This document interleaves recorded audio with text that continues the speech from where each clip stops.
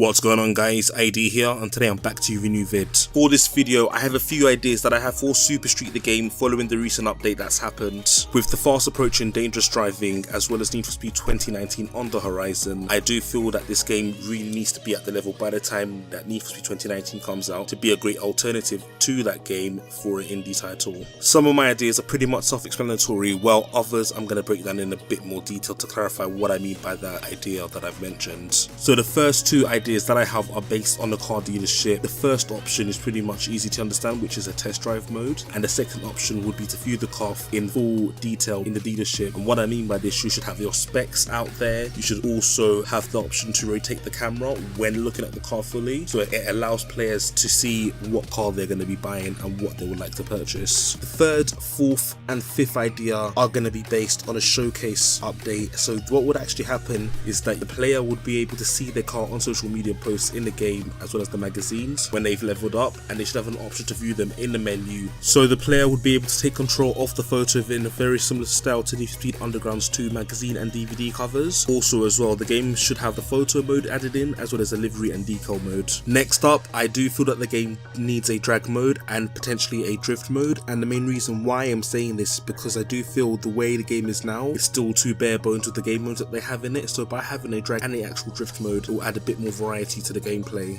Drifting into the next point, I do feel that the game needs to have remapping options for both controllers as well as for wheels. The current control scheme for controllers I'm not a huge fan of at the moment, so by having this option it will make the game more user friendly. In addition, I do feel that the game needs the option for manual transmission, and the main reason why I'm saying this is because the way the game plays at the moment with auto transmission, it's very the game's difficulty is still unbalanced. By having manual transmission, it will massively help balance out the game's difficulty level. This suggestion that I'm about to mention really needs to happen, and the main reason why I'm going to say this is when you go into the options for motion blur, even though you've disabled it, you still see that occasional blurring which you will see in the gameplay as demonstrated. What they need to do is they need to find a way of fully getting rid of this option for good when you choose no motion blur. Also, so when you're driving in the game, you can see the wheels are blurred as well, so the developers really need to find a way of making the wheels look clear when in motion. Going into the next point, Lino has mentioned this idea on his channel of a video relating to the game, but I do feel for the people that aren't aware of what he said, I am going to mention it. What Lino suggested in his video was that the player should be able to walk around the garage and interact with the crew members. The best way to make it a bit more immersive would be to look at the examples of the Crew 2 as well as Test Drive Unlimited 2, and that will give you perfect ideas on how to make it a lot more immersive. For this next point, I feel this is another important one as well. The game mode really needs to feel alive,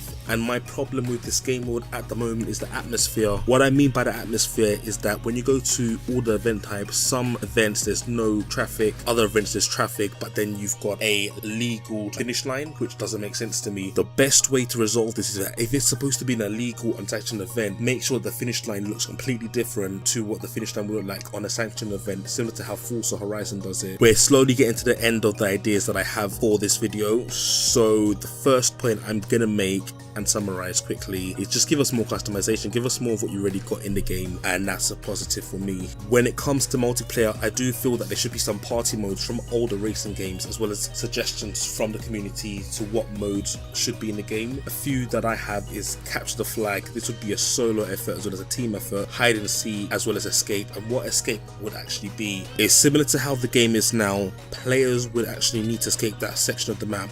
And my final point that I'm going to make towards the developers is that the communication skills really need to be improved. I do feel that it's heading to a similar path with how Ghost Games was handling Need for Speed Payback towards the end of its life cycle. What the developers really need to do is, instead of getting Lino to communicate through to the community, communicate with us more on a thorough basis outside of Discord, because some people might not have Discord. Just communicate with us more on a thorough basis, even on Twitter, and also get the community really involved in creating ideas for the game. So allow us to create car concepts, logos, fictional brands, as well as to bring back player surveys as well as voting for what we want to see in the game as well. So these are the points that I've made for Super Street the game and what they really need to do following my suggestions. Also, in addition, I'm going to be making another Super Street the game video, but I'm going to base it on how a story mode would work in the game following the recent update adding boss races. So that is going to be it from me guys. Thank you very much for watching, take care and peace.